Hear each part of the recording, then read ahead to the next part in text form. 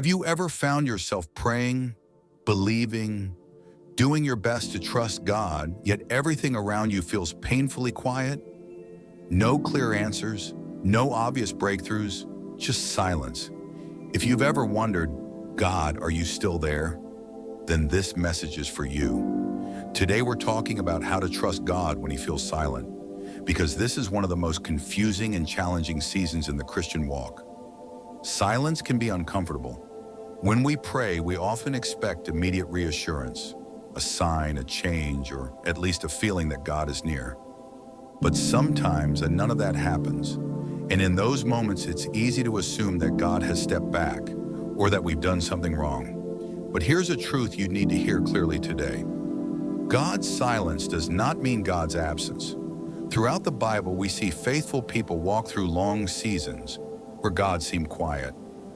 Joseph was silent for years in prison. David waited many years between being anointed king and actually becoming king. Even Jesus experienced silence before the cross. Silence is often part of God's process. Sometimes God is silent because he is strengthening your faith, teaching you to trust him without constant confirmation. Think about it like this.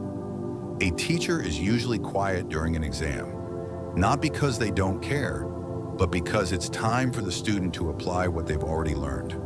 In the same way, God may be allowing silence so you can walk by faith, not by sight. Silence can also be a season of preparation. What you're praying for may require growth, maturity, or endurance. And God uses quiet seasons to build those qualities in us.